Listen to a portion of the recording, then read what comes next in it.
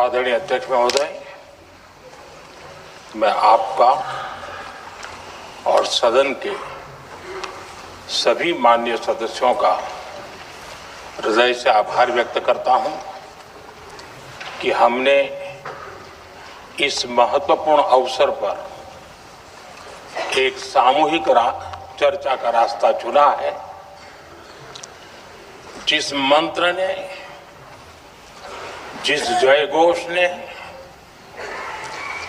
देश की आजादी के आंदोलन को ऊर्जा दी थी, प्रेरणा दी थी, त्याग और तपस्या का मार्ग दिखाया था, उस वंदे मातरम का पुण्य स्मरण करना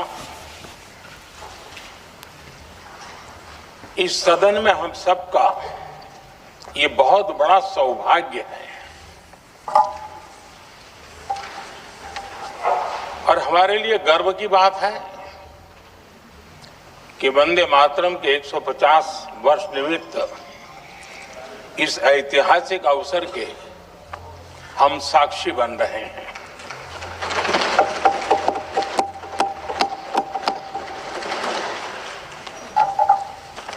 एक ऐसा कालखंड जो हमारे सामने इतिहास की अनगिनत घटनाओं को अपने सामने लेकर के आता है। ये चर्चा सदन की प्रतिबद्धता को तो प्रकट करेगी, लेकिन आने वाली पीढ़ियों के लिए भी, दर पीढ़ी के लिए भी ये शिक्षा का कारण बन सकती है अगर हम सब मिलकर के इसका सदुपयोग करें तो। आदरणीय अध्यक्ष जी, एक ऐसा कालखंड है जब इतिहास के कई प्रेरक अध्याय फिर से हमारे सामने उजागर हुए हैं।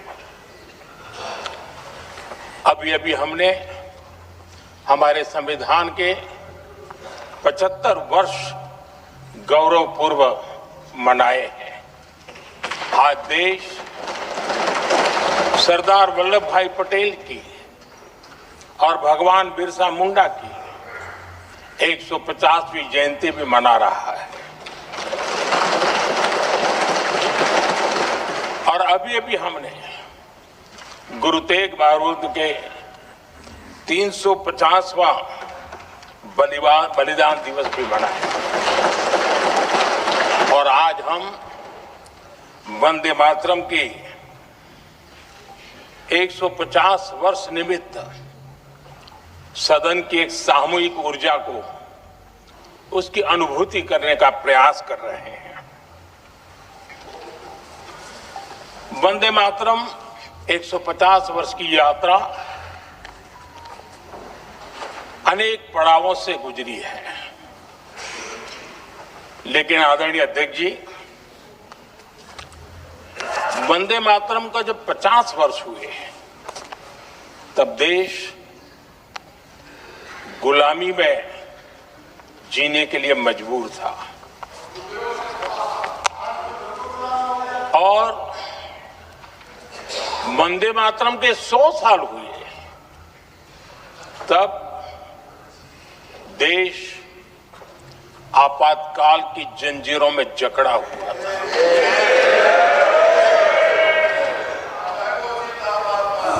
जब वंदे मातरम 100 साल के अत्यंत उत्तम पर्व था, तब भारत के संविधान का गला घोंट दिया गया था। जब वंदे मातरम 100 साल का हुआ, तब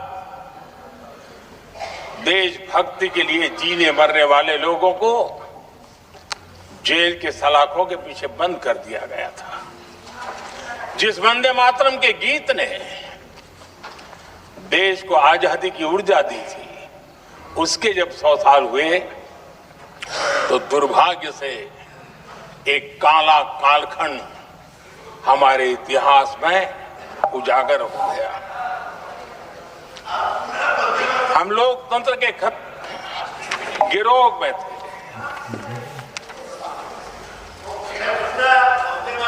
आदरणीय अध्यक्ष जी, 150 वर्ष उस महान अध्याय को, उस गौरव को पुनः स्थापित करने का अवसर है और मैं मानता हूं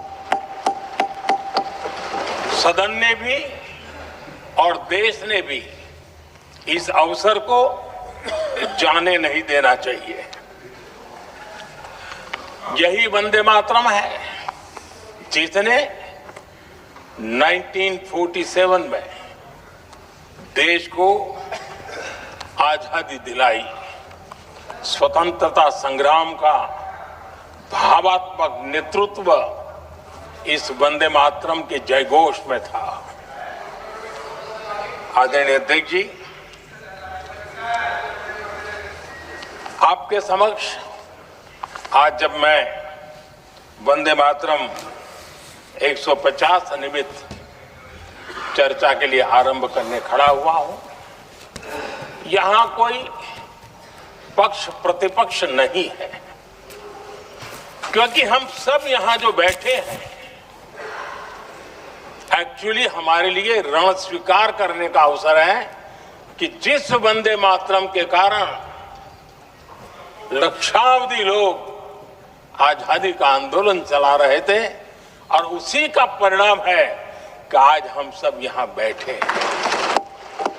और इसलिए हम सभी सांसदों के लिए, हम सभी जनप्रतिनिधियों के लिए वंदे मातरम के रण स्वीकार करने का ये पावन पर्व है।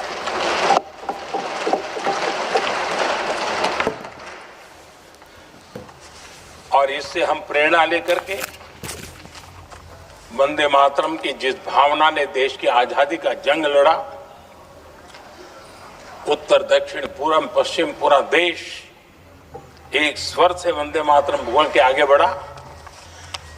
फिर से एक बार अवसर है, आओ हम सब मिल के चले, देश को साथ लेके चले।